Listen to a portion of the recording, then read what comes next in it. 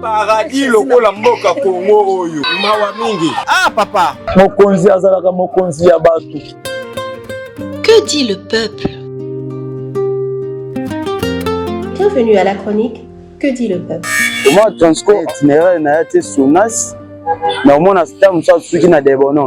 Nous tendons le micro au peuple congolais pour comprendre leur quotidien et avoir leur regard sur les situations d'actualité.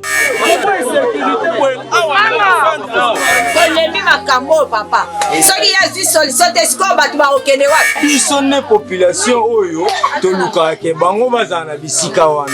Tracasserie ezokoba kaka. Okoso mango boyo komi place usu batalier o osomi yango na retard bakangi yo. Bana to botama to yebi kutu mbula te to mona ta courant mai. Une chronique faite pour le peuple, par le peuple. Que dit le peuple? Que dit le peuple? Que dit le peuple? Mbote, bonjour. Lelo, Torobeta Lisolo et à Transco. Que dit le peuple par rapport à la situation et à Transco? Lelo Totioyo Kake, président et conseil d'administration et à Transco, monsieur Ndumbi, na conseil d'administration nae, ba longoli confiance na bango, na DG, na DGA, équipe donc équipe et direction et Sika. Oh, écoute, d'ailleurs, ça fait même pas un an hein, qu'ils ont repris la direction après le départ de l'ancien directeur. Mais la réalité, c'est que les salariés, la population continue toujours à se plaindre par rapport à une mauvaise gestion de l'entreprise. On n'est pas là pour critiquer gestion wana, toza wana te pour koloba ke bango basala ki mabe, basala ki bien, mais la réalité et le concret, c'est ce qu'on est en train de vivre au quotidien. Dernièrement, Naotako Solana, salarié Moko et à Transco, et puis sa façon de m'avoir parlé m'avait énormément touchée. Azoe Psanga, que madame, ça fait quand même plus de 3 mois, non, 3 mois que Bazan a un salaire impayé, et puis Azoe Psanga, mettez-vous un peu à ma place en tant qu'homme.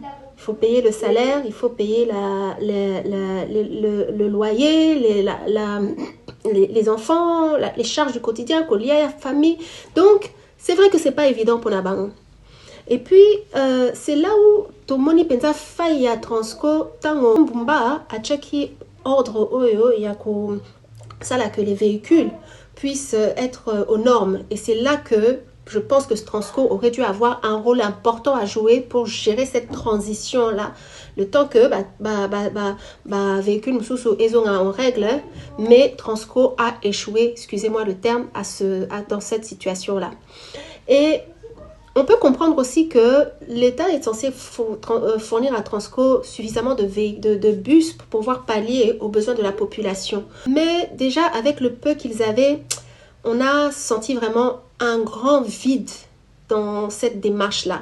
Et c'est comme je disais dernièrement quand j'échangeais avec un ami et une camarade, je disais, le gouverneur Bumba avait quand même donné les instructions bien à l'avance que, à partir d'une certaine période, on allait mettre en place système, il y a régularisation, il y a véhicule. Donc, je pense que Transco aurait peut-être dû essayer d'anticiper pour ne pas créer ce vide-là que nous avons senti. Et d'ailleurs, Kalaming était dans un témoignage, il y a usagé. Oh, témoigner par rapport à quotidien à Bango, parce que là, il est question de donner la parole au peuple. Et nous avons donné la parole au peuple pour qu'ils nous disent quel est leur ressenti par rapport à la situation de Transco, comment Transco gère un peu leur quotidien.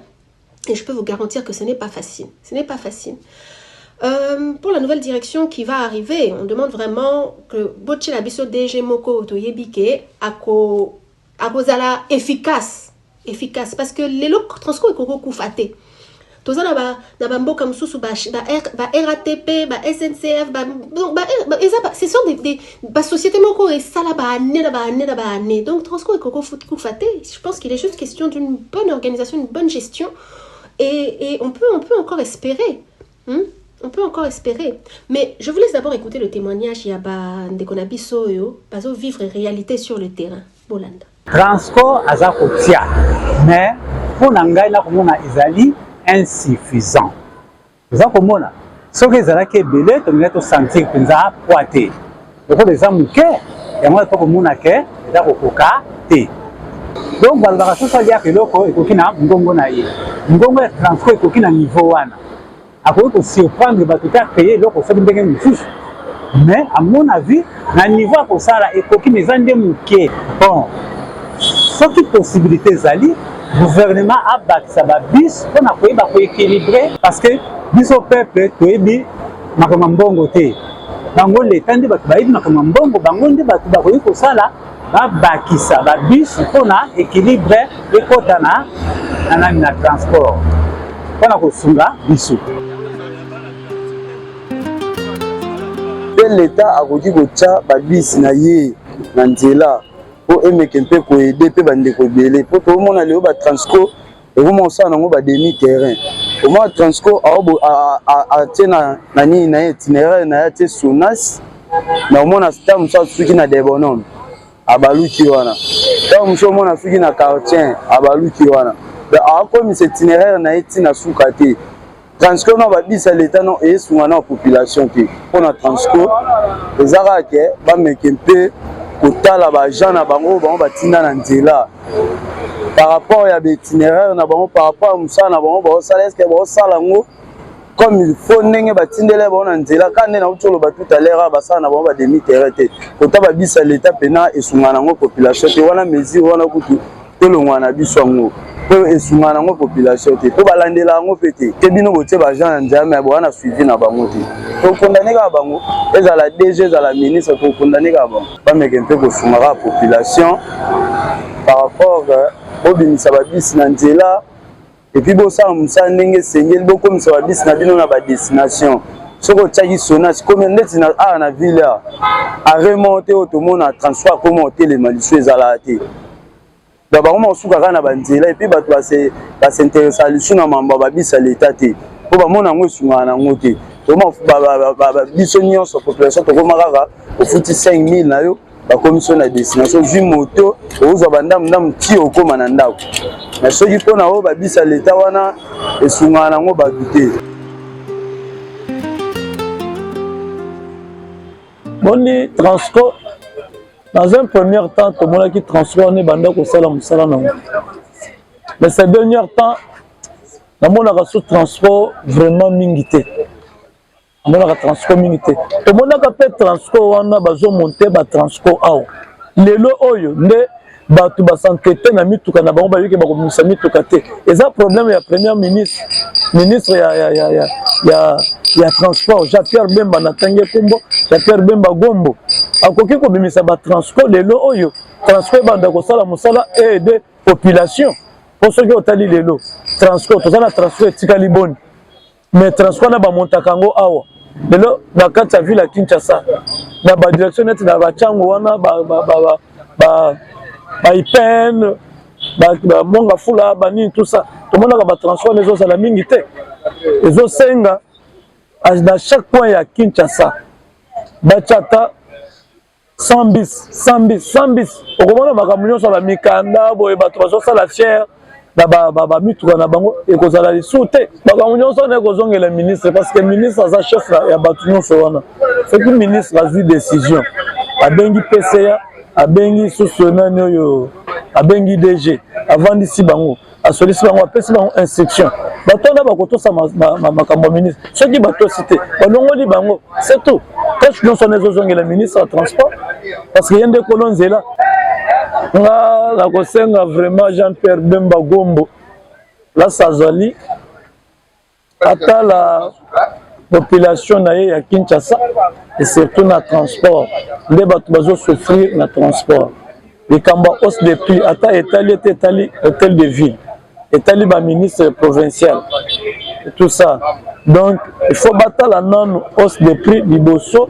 batala pe transport nde ezozala totika kolela babimisa pango baza na capacité ya kobimisa ba Transco ebele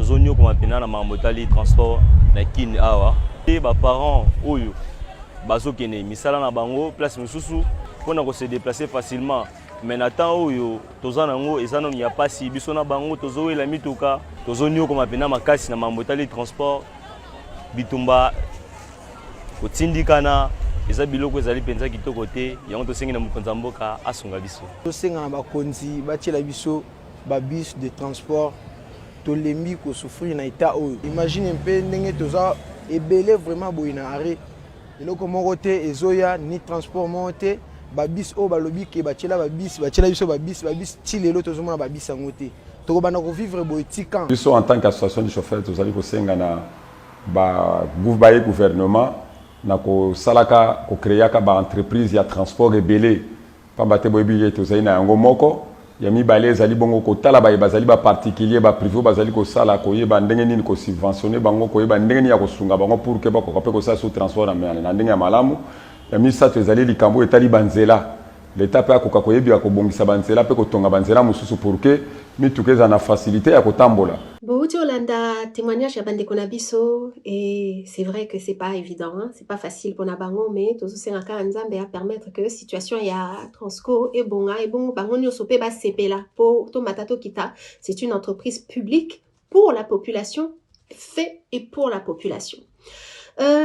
Parmi les témoignages, Wana Ezana Mtumoko a interpellé VPM, Monsieur Bemba et le PCA et à Transco pour n'a pas ça le nécessaire. Et je pense que avec les décisions qui viennent d'être prises, comme je vous disais tout à l'heure, n'engagez pas l'ongoli confiance n'a pas donc ça veut dire que quand la minité tozo zoa DG Moko Yasika. Et donc tozo senga DG Wana Yasika, pardon, s'il vous plaît. Il est important que nous puissions arriver à un niveau où on voit que les choses évoluent. Salarié pe CP la ke déjà asika koti, là on a biso ezo kota, bazo futa biso régulièrement. Tout le monde a peke au niveau ya Transco, situation nanzela ezo changé. Bus pe ezo tambola, bus asika pe ezo kota, VPM pardon, papa Mbemba, lukela biso bus asika e kota pour la population na biso ezala na difficulté te. Et à kotambola, on a besoin en fait de cette dynamique-là, de revoir un Transco où on sent vraiment ce souci et cette envie de pouvoir aider notre population. Et on ne dit pas que vous n'avez pas cette envie, au contraire. Mais on a besoin de le palper, de le voir concrètement. C'est une réalité. Nous remercions quand même le travail du PCA parce que le PCA wanaye alobara mingite mais ce que lobby c'est que décision lingo bima et c'est là qu'on se rend compte que c'est le deuxième DG à Transco qui est en train de passer et nous espérons vraiment que quand une équipe ne tient pas, il faut la changer et il a pris ce courage là de le changer. Le VPM Papa Bemba, en tout cas merci de pouvoir soutenir cette initiative. Ça veut dire que vous aussi vous avez pris conscience que quand ça ne va pas et puis on avance et essayer un peu d'apporter encore un peu plus de soutien à Transco. On a besoin davantage de bus. Après, c'est vrai que nous ne connaissons pas les tenants et aboutissants, mais ce que l'on voit là, c'est pas beau à voir. Et je pense que vous vous battez suffisamment, et puis vous n'avez pas que Transco, vous avez certainement d'autres structures à gérer, mais n'oubliez pas Transco, parce que c'est une société du peuple, pour le peuple. Merci, et c'était votre chroniqueuse dans Que dit le peuple? Peuple et Lobinini. Paradis lokola mboka Congo oyo mawa mingi. Ah papa. Mokonzi azalaka mokonzi ya batu. Que dit le peuple? Bienvenue à la chronique Que dit le peuple? Moi Transco itinéraire na été Sonas. Na mona stam ça suki na debonon. Nous tendons le micro au peuple congolais pour comprendre leur quotidien et avoir leur regard sur les situations d'actualité.